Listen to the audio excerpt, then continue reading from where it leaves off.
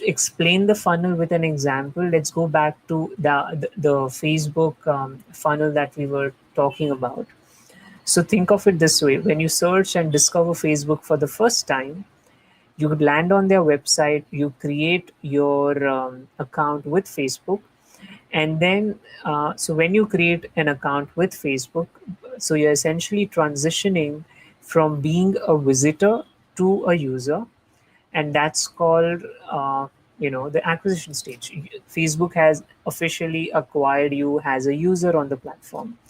The next stage is activation. Activation happens when you create your account, you put your bio, you put your profile pictures, you start adding your friends and family to your Facebook account, you start interacting, you start posting on your profile pictures, post updates, etc. So that's activation. You have started to use and find the value proposition of the platform. The third is retention. In retention, what happens is you are coming back to the platform and using it regularly. So in the example of Facebook, it's more of just logging into the Facebook app or account and checking the updates of your friends and families and colleagues and peers, or you are posting your own updates and sharing in groups and pages and profiles. That's retention. You are retained because either they're sending you notifications, they're sending you emails about your friends, sending you a message, new updates, post, news feeds, etc. Next is referral. Like I was explaining, these products have ability to sync with your phone and email, and then have your network being joining, have your network joining the platform. So essentially, you could give your access to the contact list to these platforms, and then it sends an invite. Now, because everyone is already on the Facebook, you may not see popular usage of the referral mechanism. But in the early days, when not a lot of people, just like how it's happening with Clubhouse right now, people looking for invites, and people are logging through, I mean, getting on the platform through the invites they're getting from each other.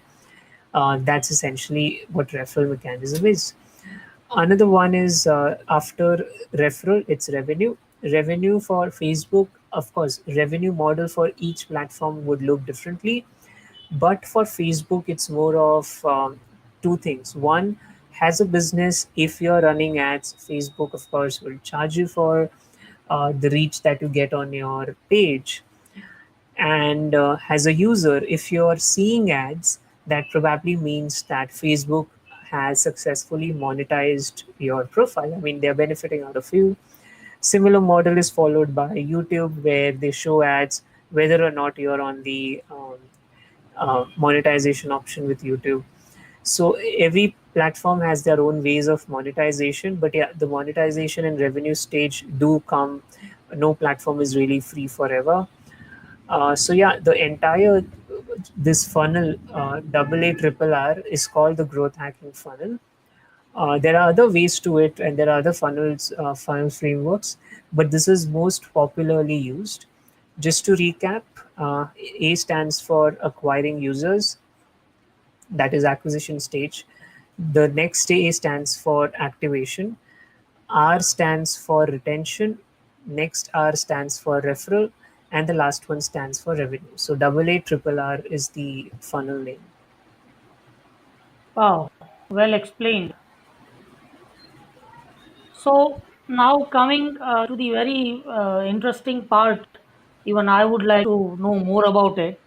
So, story behind the growth hacking book, part one and two. I would like to know more about this. Sure. So growth hacking is a term that was coined by Sean Ellis in the Silicon Valley. It's a popular concept among the tech products. I wanted to popularize it and not just keep it limited to, of course, the world knows about growth hacking, but it's not that every corner of the world is aware. So I wanted to personally be an evangelist for the framework because it has worked for me. It has worked for all the clients that I worked with. I've personally benefited out of it in my career, and I wanted others and other startups to know about it and follow the same. Um, so yeah, I found the concept interesting and I wanted to be an evangelist. So I thought, okay, why not?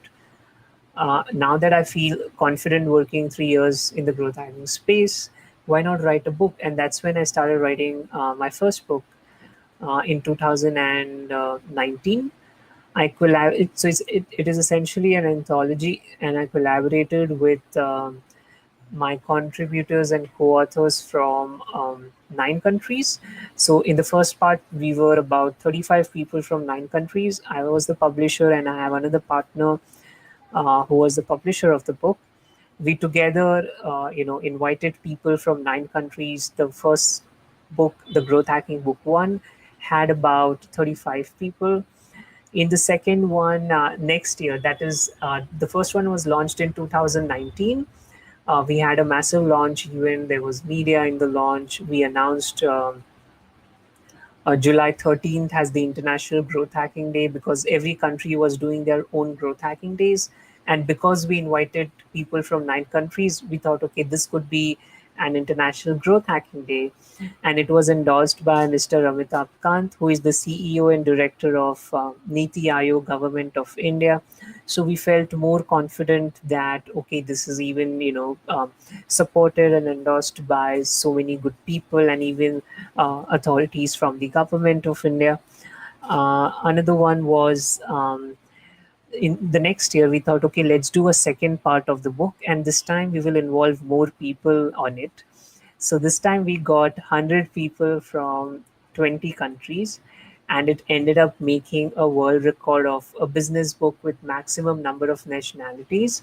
So Golden Book of Record officially recognized it has a world record, and we published the Growth Hacking Book too.